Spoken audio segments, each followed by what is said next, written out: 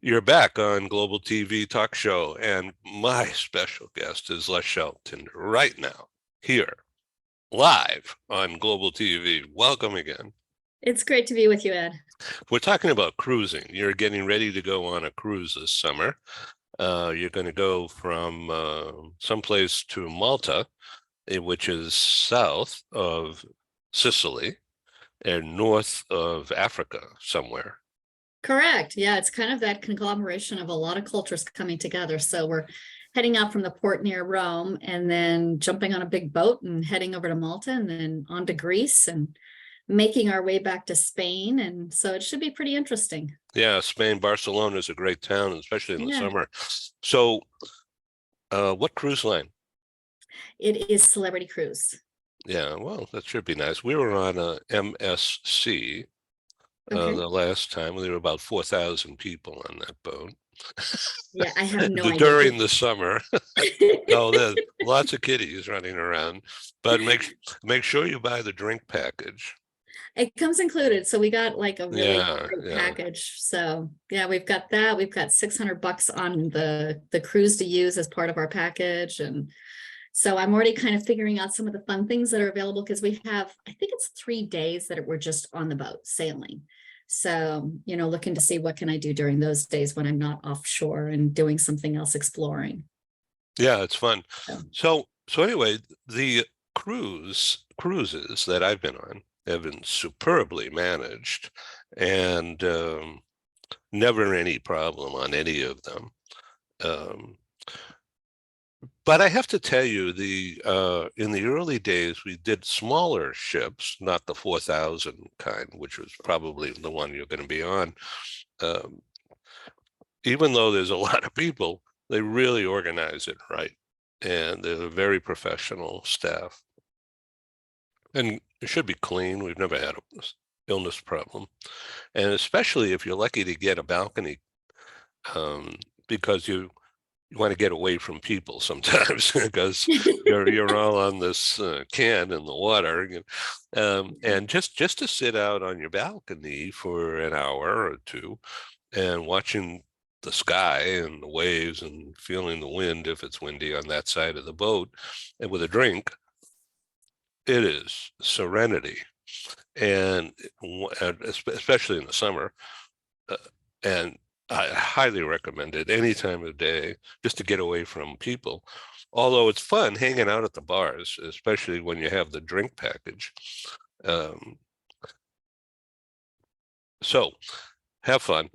well, I'm looking forward to it. And again, it's kind of my first one. So I'm not quite Yeah, sure what to expect. yeah. And I'm going with my girlfriend who has her group of friends. I'm the add-on at the end of a group of 10 women. We're a total of 10 women that are going. All of them from Florida. I'm the only one from Jersey. And so we're all meeting up there, but it'll be fun. I'm going to get to know all of them. We're doing our WhatsApp messaging back and forth and making plans. And we got a great spreadsheet, to track all the different things that everybody's doing. So I love spreadsheets. So Yeah. So I don't know the boat that you're going to be on, but I assume it's going to be a large one. And so Joanne and I were on several, but the most recent one was out of Barcelona. Oh, no, I'm sorry. It was out of Genoa, and cruised all over the Mediterranean. And it was in July or August, and it was like 100 degrees. and the pool was great, and there's several pools, so it's not like there's 4,000 people trying to get into the water. So it's really well organized.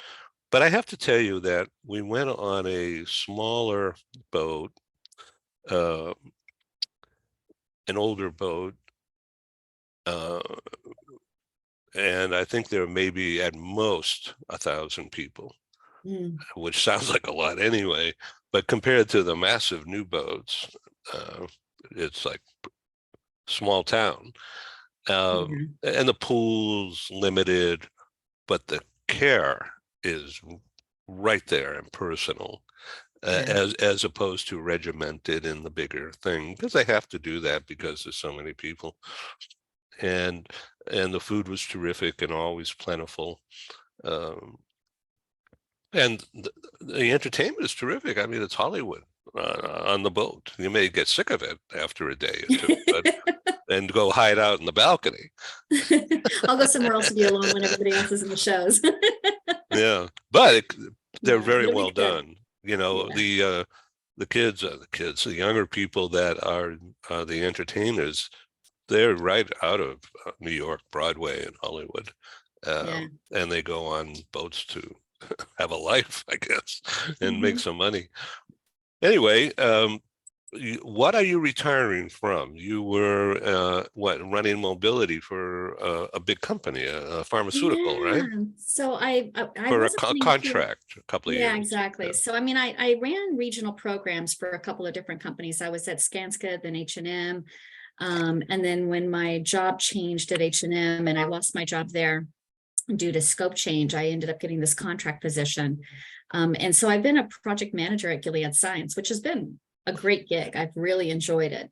But the contract is ending now at the end of the month. So, I mean, I'll probably still keep my feet wet and, pick up some more gig economy work. I did apply to a job that it's at a nonprofit organization running their mobility program. So we'll see what happens, but I'm also open to retiring. So, it's a cool place to be in life, to just kind of be open to whatever comes. Well, it's a very interesting. So you had a contract to what, manage? Project management. So it was to do implementation, operation efficiencies, working to support the team. They were building the team. So I also was part of the onboarding experience with our new team members, looking to see how can we streamline some of the things that we do with our internal stakeholders. So it was really working across the organization to say, what does global mobility do? How do we do it? And supporting the global mobility director as kind of an operations lead for her. Yeah. Okay. So to what extent did you get involved with during that time, being a talent broker? In other words, finding a job for someone who was on assignment, like the next job, or Yeah, they this, call it brokering now, a fancy word for helping yeah. people out. Yeah, in this job, I haven't really been involved in that. I did do some assignee work in terms of supporting direct movement. I would say that my involvement in that is really more on an individual mentoring basis, which people reach out to me through LinkedIn. Thanks to videos where I've been on your show and other places, people have found me and reached out. So, I've had the opportunity to help people from a career development, but not specifically through Gilead. So without telling secrets or anything, is Gilead stopping relocations, or No, they just found another contractor? No, yeah, no, it's what it is that they finally built the team up. And so she was in the Which you midst of, helped develop. yep, So you got yourself out of a job. again. I keep getting myself out of jobs. I don't know what's going on here, but I do enjoy change, but I was not quite ready for it this quickly, but it's okay. I mean, it's a very dynamic team and I'm super excited for all of them to be able to kind of take the transformation forward. Do you mind if I ask you some industry questions? Sure. Now, if you don't like it, just redirect me. Okay. All So right. and I have no feelings here. I'm just being a happy TV talk show host. So, and keep the audience engaged. And we do that through some provocative things. So here's one about the topic, hot topic right now. How do you measure the value? That's an old topic, but it's Mhm. being discussed right now. How do you measure the value of an international assignment today? But not just in general, but let's take the perspective of the corporate, Mhm. the perspective of the assignee. Mhm. Hey, what's in it for me? And what do I do with this experience and a nagging wife or partner, or whatever, who's not happy on assignment, even though I'm happy doing what I'm doing. Mhm. Okay. And the third perspective is from an industry provider point of view.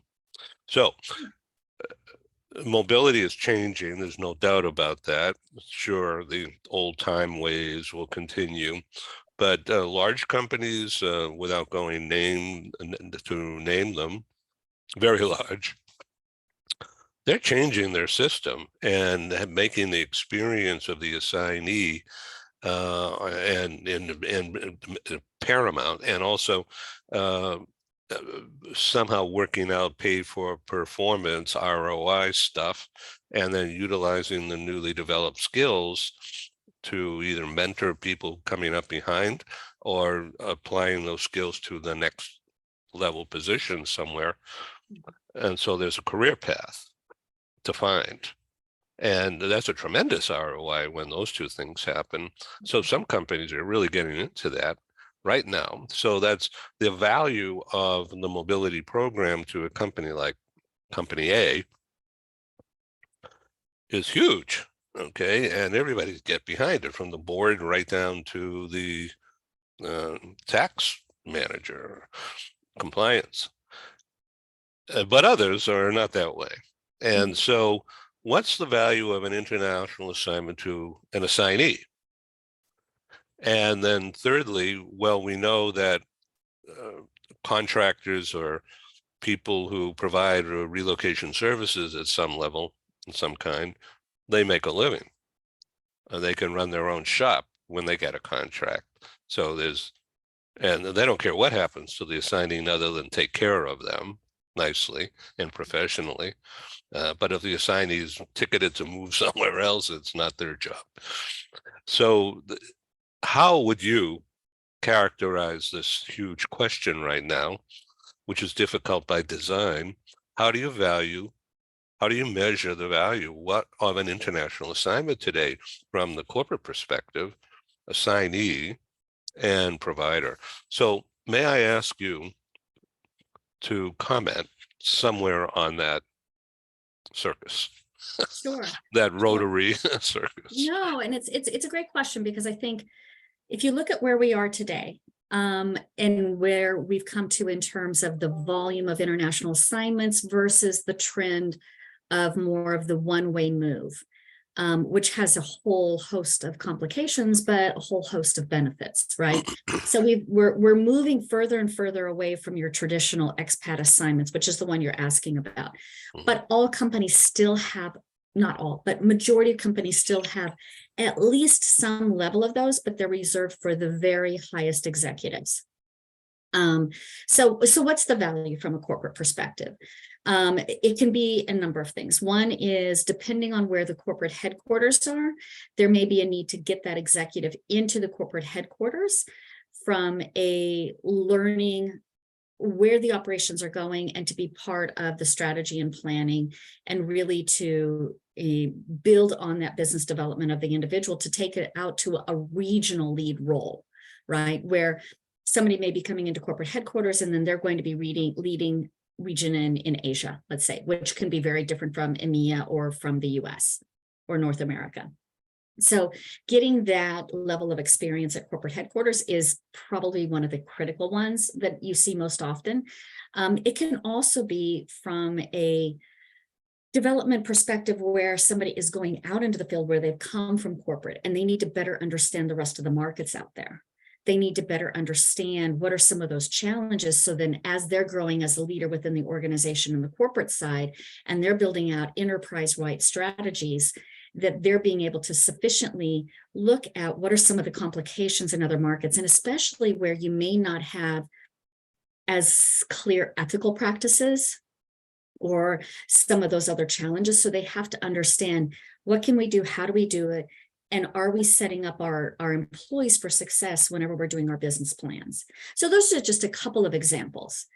There's going to be obviously some other ones, but it gives you an idea of really getting a broader perspective for that high level of executive, right? It can also be just a perk, who knows? You know, they may send somebody up for a couple of years just to make sure that they stay happy. So let me ask you a question about and you don't have to answer this if you don't want to, of course. I love answering your questions, Ed. Why would you wonder why I wouldn't want to answer it? I like the questions. So whose job is it to manage the development and performance of the assignee? Is it your job, or do you just sort of look at it and then tell the manager, the line manager, that, hey, you better look at this? The ideal world is you're going to have a basically a level of communication between the director of mobility and with the executive leadership. And the executive leadership is going to have your CHRO in there, which is going to then have that full funnel of knowledge of talent, of total rewards, of, building the pipeline, everything that they need. And you're going to be bringing in that global mobility professional to those kind of level of meetings when you're looking to build out, what are we trying to do from a talent development and a pipeline experience? Because if you don't engage on that level and they don't have access to the executive leadership, there's a gap in communication. So there's companies that are following the lead of my Swiss-based friend Pierre Geronimo, who's sold his relocation company in Switzerland to investors. And they've taken on the name, and this is not a PR for them, but it's just an example of global talent. They've taken on the name of Talent Anywhere, anywhere, which means sourcing talent, global talent, to work for my company in Oshkosh, and they don't have to move. They can work in Timbuktu as long as they have a strong internet connection. Well, and then in those situations, you're using an employer of record typically, because it depends on the company and where they have registered entities. So if a company doesn't have registered entities everywhere, and this is something that it's a growing trend without question, but we're not talking global assignments in this case. Now what we're doing is we're truly using the globe as our backyard for employment. Okay, so we can hire, as you said, as long as they have a good internet connection and we have a relationship with an employer of record company, then we can hire talent globally to fill the spots based on skills that we need to do from a managing any level of business that we need to. So I want to jump trend. in for a second here. Thank you. Yeah, I'm familiar with that. That used to be called a GEC, a GEC, Global Employment Company, eons ago. And now it's evolved into an industry of itself. But so let me ask you about that situation. You use the word, I forget exactly, so relocation assistance or something, whereby when a global talent is found in Oshkosh, and there's no transfer of that person's household goods or themselves to anywhere, they just stay there. And they're performing work. That's an assignment, but it's not a mobility assignment. It's an international global talent acquisition. Yeah, exactly. It's more of a talent acquisition. And so just as a point of clarification, the difference between a GEC and employer of record is employer of records are completely outside the organization. GECs were something that large, especially oil companies, were very used to setting these up. So they would set up a GEC that was basically a company housed inside a company, let's say. So they set up their own international company outside and they would transfer the employees to it.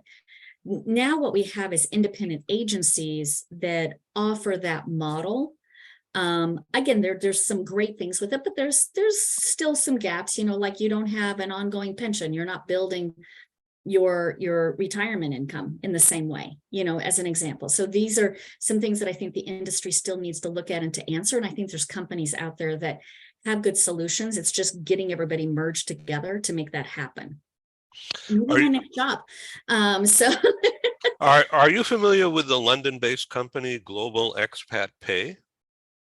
I have heard of them. I haven't met with anybody there yet. So Mike Hibbard, Hibberd, hello Mike. Hey Mike. He's was just a speaker and a sponsor of our London global meeting. Nice. Yeah, and he talked about the different programs, and he even touched on a little bit about this pay for performance. It's really a hot trend, and there's debate about it. So that's why I just light bulb went off here. Yeah. No, there's so many things that are out there that I think that the world of mobility as a professional, you are in a constant state of building on your knowledge because you have the posted worker directives and the pay for performance, and you need to really understand so many of these micro challenges within mobility space that really impact talent.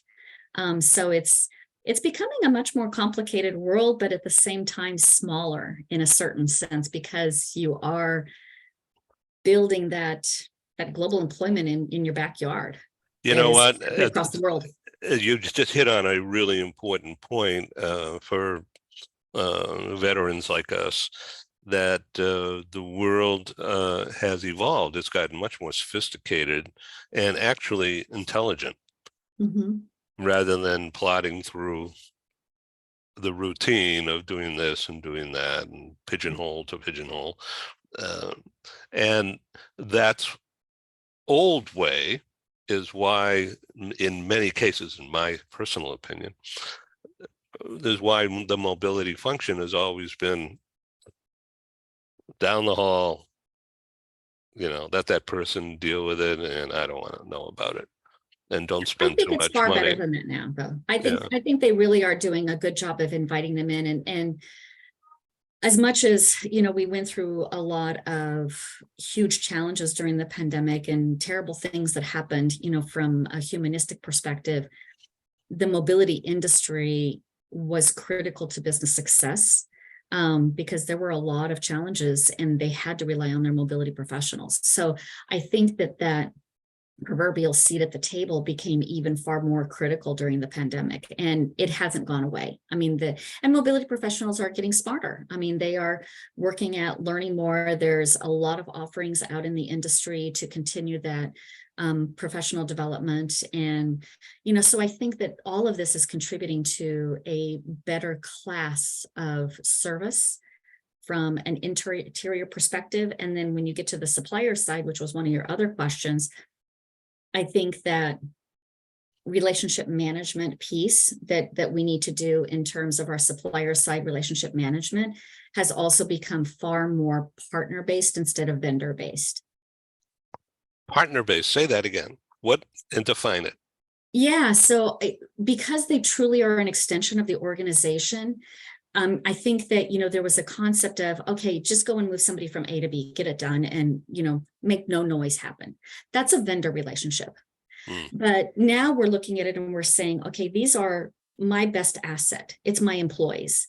Here's our culture. Let me bring you in to understand our culture. We're going to help you be an extension of us so that your people can provide the service in the way that we perform in our company. That's a partner. And you go through, and I think there is a greater look at trying to move away from this sort of blaming society that you had for such a long time in relocation, where, oh, it's the vendor that did that. Now it's more of a, okay, what went wrong? Let's evaluate that. Let's fix that. So it's almost a project management mindset of, let's fix what happened, what went wrong. We don't want that to happen again. Let's get it better. And again, that's a partner relationship. So there's a lot of different things that I think are happening on that supplier side to the client that are making for a better experience for not only for the mobility professionals, but obviously for the employees. No, my friend, you're approaching a birthday, or you just had a birthday? I'm not asking for the number. But, yeah, but it's a change. Yeah, I just had a birthday this month, and some great goals as associated with it. So I'll give the number. It's because you don't have to. It's okay, I don't mind. I just hit 60, so I'm exploring 6 continents and finishing 50 states. That's my goal in my decade coming up. So, yeah. Well, you don't look it. Oh, thanks. Yeah. So, okay, now let's just say that you have had deep experience in major construction companies, in large pharmaceuticals, and a fast-growing, successful retail environment, and I don't know what else, I forget. But what could be next?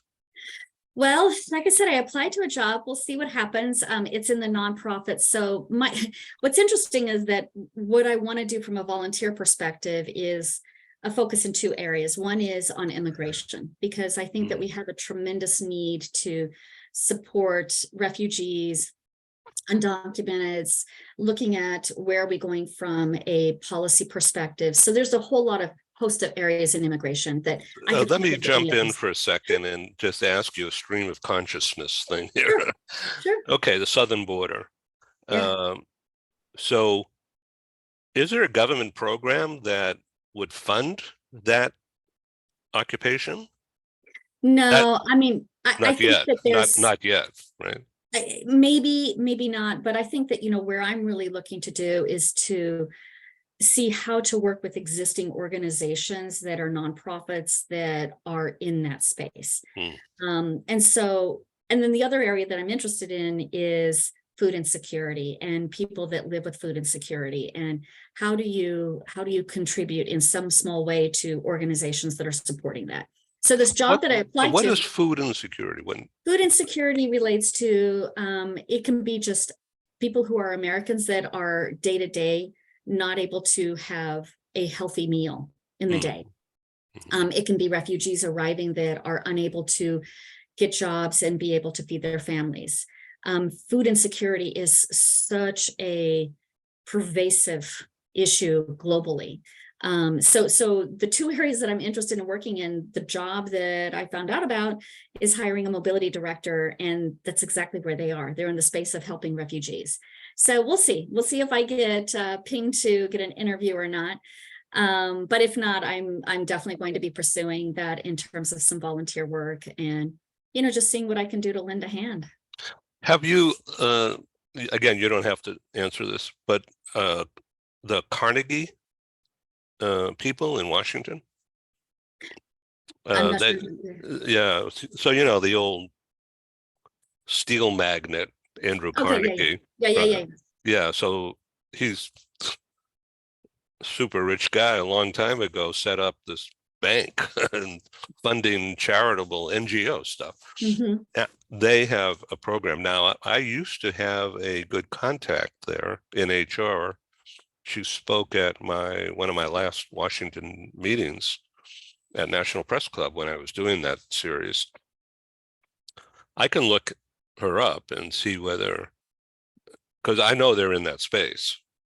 But there's other companies too. Yeah, no, I'd be happy to Yeah. connect. I mean, I think Yeah. that the more that you build out those connections, it's Right. great. So yeah. Yeah, So good. Interesting. Yeah. Well, thank you for being my guest again on Global DV Talk Show. I sent you an email a few minutes ago with a link to our Los Angeles program, which is virtual. Great. And have a look at it and tell Will me do. whether you'd like to join that faculty. I think that you would enjoy that mix. Let's have a look and let me know. Will do. And it's always Okay. great to be on your show. And thanks, Ed, for the invitation. Thank you and enjoy your trip. Thank you. Take care. Thank you. Okay, we're signing off. I'm in San Diego and LaShell's in, well, she's a New Jersey girl. I'm a transplant. From where? The Midwest. I'm originally from Missouri. Well, I mean, I lived in Missouri most of my life. I would never As a guess. The show me. No, that, yeah, show me. Yeah, that's it. Show me state. Yeah. Oh, cool. I grew up on a farm out there, so. Wow. Yeah. Okay. Well, thank you. Thank you. Bye. Take care. Thanks. Thank you.